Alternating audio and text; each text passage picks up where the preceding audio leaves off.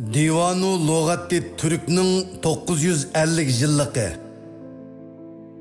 2024 yılı 2. ayının 10. günü Uygurlarının pəxirlik alimi Mahmud Kaşigari'nin Divanu Lugati Türk'ni yezip bitirgenligiga 950 yıl boldu. Miladi 1072 yılı 25 yanvar çarşamba günü Qarxanilarning istidatliq shahzodasi 971 yillardan 1032 yillargacha yashagan Dana Qag'an Yusuf Qodirxonning avirsi 991 yildan 1058 yillargacha yashagan Muhammad Bug'raxonning navirsi 1010 yillardan 1058 yillargacha yashagan Husayn Chag'ritekinning o'g'li 1029 yıllardan 1126 yıllargacha yaşagan Hazreti Mahmud Kaşigari Büyük Salcuqilarning homiyligidagi Abbasiylar xalifaligining poytaxti bo'lgan Bag'dod shahrida Divanu Lugati Türk nomli qutlug' asrini yezishga boshlagan. Miladi 1074 yili 2. ayning 10 kuni dushanba Mahmud Kaşigari Divanu Lugati Türk'ni yezib to'liq bitirgan. Bu eserini Mahmud Kaşigari miladi 1073 yıllardan 1074 yıllargacha tahrirlab qayta to'liqlab miladiya 1075 yılı 5 aprel bu qimmatlik eserini Abbasiylar sulolasining 27 xalifasi Hashimiylar urqidan bo'lgan xalifa Muhammad o'g'li Abul Qasim Abdullah Muqtadi bi Amrullah hazratga taqdim qilgan. Keyin Damashqlik Muhammad ibni Abu Bakr ibni Abul Fatih degan olim bu kitobning birdan bir asli nusxasini miladiya 1266 yili 7 ayning 30 kuni Juma Mamlukiylarga tava Damashq shahridan qayta ko'chirib chiqqan. Mahmud Qashqari Divanu Lugati Türk'ning muqaddimasida divonni xalifa Muqtadi bi Amrullahga armag'an qilganligini tilga elib o'tdi. Xalifaning ismi Abul Qasim Abdullah bo'lib, otasi Zahiruddin Abul Qasim Muhammad vafot qilganda texi onasining qo'shiqi deydi. Uni cho'ng dadisi bo'lgan xalifa Qoyim bi Amrullah qitir qilib yaxshi tarbiyalab, axloqiy va ilmiy jihatdan yaramliq qilib yetishtirdi.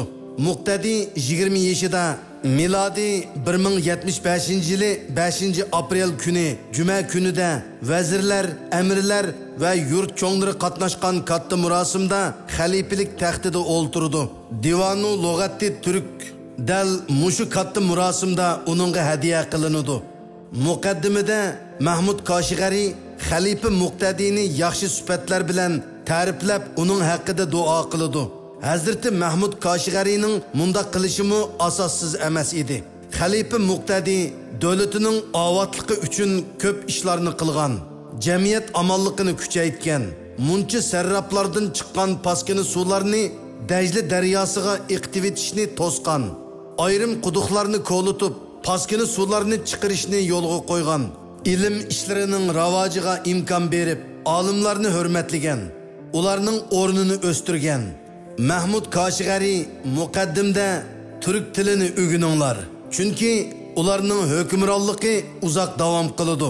Divan Tom 2-bat degan hadisni naql keltirib, buni ishonchlik Buxorolik bir olim bilan Nishaporlik bir olimdan anglaganligini, ya'ni ta'lim olganligini aytadi.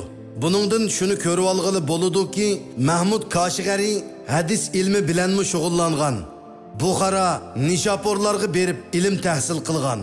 Ayni zamonlarda Buxara islom madaniyatining va islom ilmlarining markazi bo'lgan Buxara o'zining madrasalari yetishtirib chiqqan olimlari bilan jahonga dong chiqargan.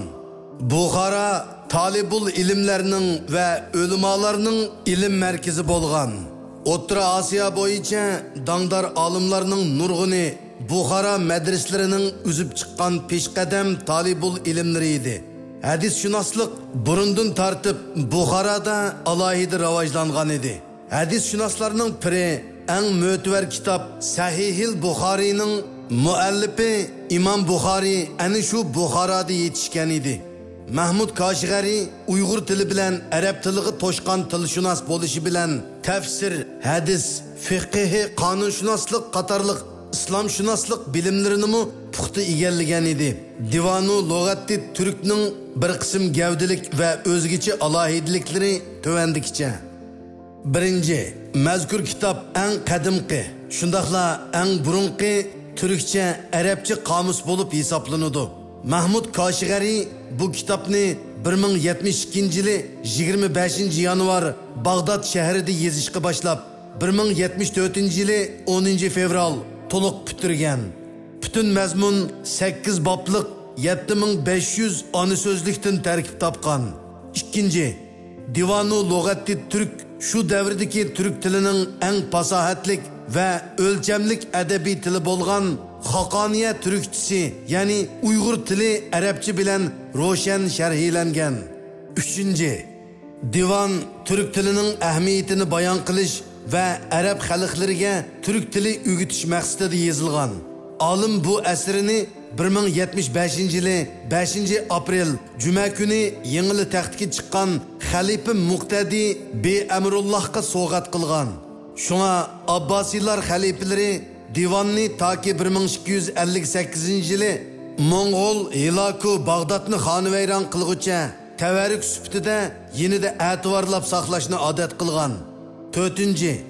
Divan o'lchamlik turk adabiy tilida yozilgan asarlar ichida oldingi qatordagi eng universal, eng ahamiyatlik va qimmatlik asar bo'lib hisoblanadi.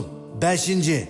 Mahmud Kashgari divanda keltirgan barliq so'zliklarni har qaysi turk qabilalari va bag'liklari ichida bevosita tekshirib, xotirlagan so'zliklarni qayta inchik tanlab turib, 7500 so'zlikdan divonni tuplab chiqqan. 6. Divan yana barliq turk ellari va turk qabilalarining yashaydigan joylari inchga va to'liq ko'rsatilgan jumlaq xaritini o'z ichiga olgan bo'lib, mazkur xarita jumlaq sizilgandan sirt dunyo tarixida tunji qitim Yaponiyani ko'rsatgan xarita bo'lish sifati bilan tadqiqotchilar va g'olliq olimlarning yuksak darajada qiziqishini qo'zg'ab kelmoqda.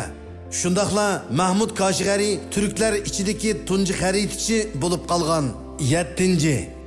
Ko'pincha turk olimlari va bir qism g'arb olimlari divandagi g'olliq misol sifatida keltirilgan she'r va nasr qatorliq adabiy uslublarning sarxil bo'lishi, shundaqla divanda adabiyot, psixologiya, jamiyat, urf-odat, turklarning qoida yo'sinlari va isl an'analarining ko'plab keltirilganligi mazmunining universalligi tufaylidan divonni ensiklopedik asar deb qaragan.